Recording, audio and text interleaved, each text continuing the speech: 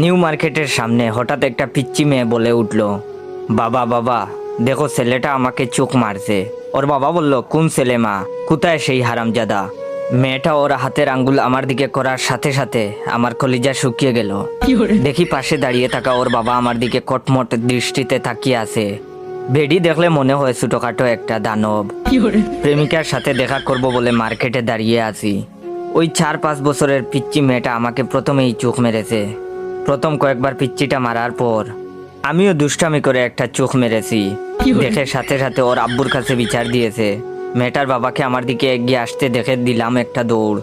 দেখি আমার পিছু পিছু মেয়েটার বাবাও ছুটে আসছে। এটা দেখার পর আরো জুড়ে দৌড় দিলাম, কিন্তু যতই দৌড়াতে যাই ততই প্যান্ট নিচের দিকে নেমে যায়।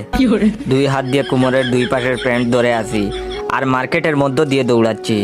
মনে মনে নিজের বাপের উপর রেগে গেলাম।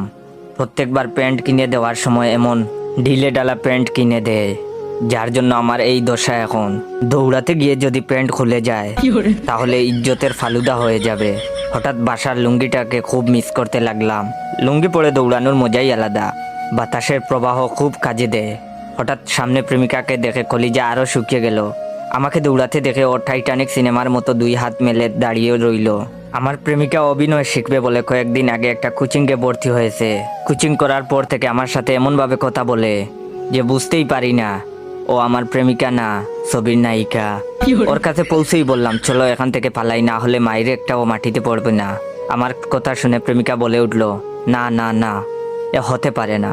তোমার সাথে প্রেম করব বলে আমি 7 সমুদ্র 13 নদী পার হয়ে তোমার কাছে ছুটে এসেছি, আর তুমি কিনা আমাকে বলছো এখন থেকে পালিয়ে যাব। ওই শয়তান রাজা আমাদের কিছুই করতে পারবে না। আমাদের ভালোবাসার কাছে ওর অশুভ শক্তি পরাজিত হবেই। আমি তোমার সাথে এই বিশাল রাজ্যে সারা জীবন কাটিয়ে দিতে চাই, প্রিয় জায়েদ খান, টুকু জয় খান। প্রেমিকার অভিনয় দেখে আমার বুঝতে আর বাকি রইল না। পৃথিবী উল্টে গেলেও মাইরের আজ মিস নাই। এর মধ্যে দেখি মেয়েটার বাবা প্রায় কাছে চলে এসেছে। প্রেমিকাকে বললাম, তুমি আমার সাথে যাবে কিনা? প্রেমিকা দেখি আবার অভিনয় করে বলে উঠল, এ জীবন যদি চলে যায় যাক, তবু আমি এই রাজ্য ছেড়ে কোথাও যাব না। আমি বললাম, থাকো তুমি তোমার রাজ্য নিয়ে, আমি পালালাম, নিজে বাঁচলে বাপের নাম। যেই দৌড় দিতে যাব ঠিক তখনই প্রেমিকা আমার শার্ট টেনে ধরে বলল, যেতে চাইলে যেতে দিব না, না না না, যেতে দিব না, তোমায় হৃদমাজারে রাখিব, ছেড়ে দিব না। প্রেমিকাকে বললাম, আল্লাহর দোহাই লাগে আমাকে ছেড়ে দেও। প্রেমিকা আরো শক্ত করে ধরে বলল, না না না, তোমাকে এই সুন্দর রাজপ্রাসাদ ছেড়ে যেতে দিব না। এর মধ্যে পিচ্চি মেয়েটার বাবা এসে আমাকে ধরে ফেললো। কোনো কথা না বলেই নাক বরাবর দিল এক ঘুষি। চোখের সামনে কয়েকটা জোনাকি পোকা দেখতে দেখতে ফ্লোরে পড়ে গেলাম। না, জ্ঞান হারাইনি তখনও, কিন্তু প্রেমিকা যখন লোকটাকে বলল, শয়তান ছেড়ে দে আমার জয়কে, তুই আমার দেহ পাবি কিন্তু মন পাবি না। বিশ্বাস করেন ভাই, এই কথা শোনার পর আমি জ্ঞান হারালাম।